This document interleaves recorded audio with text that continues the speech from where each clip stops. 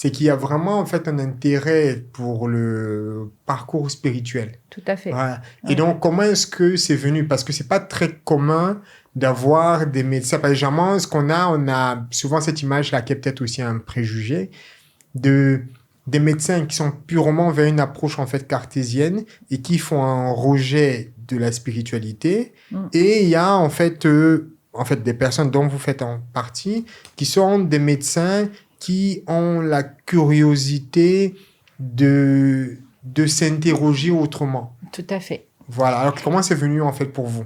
Ben, honnêtement, j'étais comme tous les médecins jusqu'à D'accord. 2017. D'accord. Quel était l'événement? J'étais très cartésienne, je voulais même pas entendre parler de l'homéopathie, de la phytothérapie, tout ça, c'est du n'importe quoi. Jusqu'à ce que j'avais un cadeau mal emballé que mon Dieu m'a envoyé, c'était la fibromyalgie. D'accord. Donc j'ai été malade.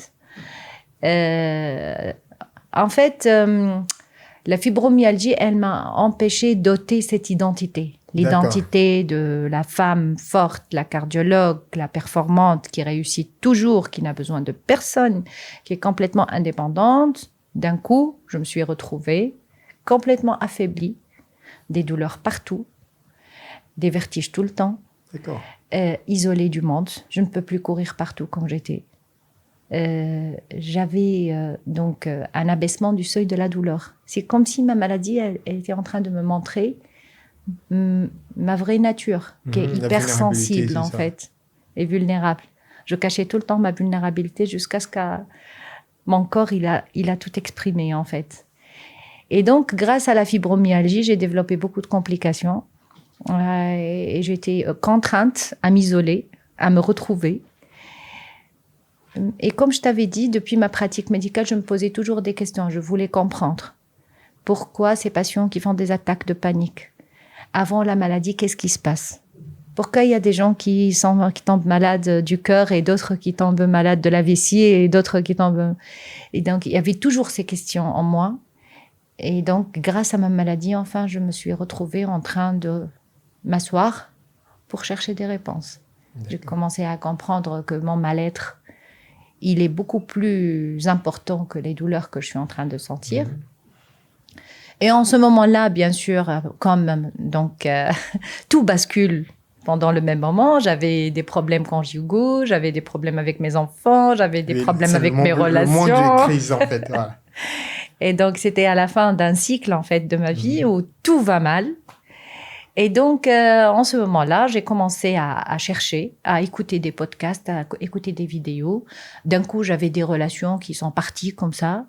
Et donc, j'ai souffert parce que les personnes m'ont abandonnée. Et d'un coup, j'ai retrouvé d'autres personnes qui sont en train de rentrer dans ma vie. Et j'ai commencé mon aventure vers moi parce que je comprenais que ma guérison ne dépend plus des médicaments. J'ai pris plein de médicaments, j'ai reçu plein de toxines dans mon corps. Ça ne m'a pas du tout aidé. J'ai développé une myosite aux corticoïdes à force de prendre des corticoïdes. Et j'étais en fait appelée à faire 2 chirurgies pour des hernies cervicales, mais à chaque fois, je refusais de faire la chirurgie, malgré que j'avais du mal même à bouger mon bras. Parce que j'avais à l'intérieur de moi une voix qui me dit il y a autre chose. C'est pas ça qui va te guérir. Et du coup, donc, je me suis retrouvée en train d'écouter des psychologues pour comprendre beaucoup de choses par rapport à mes enfants, par rapport à ma vie conjugale, par rapport à beaucoup de choses. Et j'étais impressionnée parce que j'avais l'impression comme si j'étais dans une tombe et j'étais en train de me réveiller. Et j'ai commencé à lire des bouquins. J'ai commencé à voyager partout à la recherche de personnes inspirantes pour assister à des ateliers. J'étais en Suisse, j'étais en France, j'étais en Belgique. Je suivais tout le temps des personnes sur YouTube. Et après, quand ils faisaient des ateliers, je voyageais pour les voir et pour assister. Et j'ai commencé à comprendre les relations toxiques dans ma vie, mes drivers inconscients, mon anxiété de performance, l'origine du stress de mes enfants, l'origine des relations toxiques que je menais avec les autres.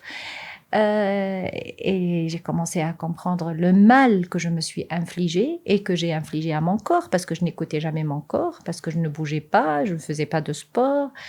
Et petit à petit, les prises de conscience au niveau de mon mental, j'ai commencé à me libérer des croyances bloquantes. J'ai commencé à libérer mon corps. J'ai retrouvé le yoga, la marche.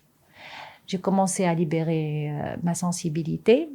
Je me suis retrouvée en train de chanter de nouveau, parce que depuis que j'étais petite, j'adorais le chant, mais j'étais complètement à côté de mon désir artistique pendant des années.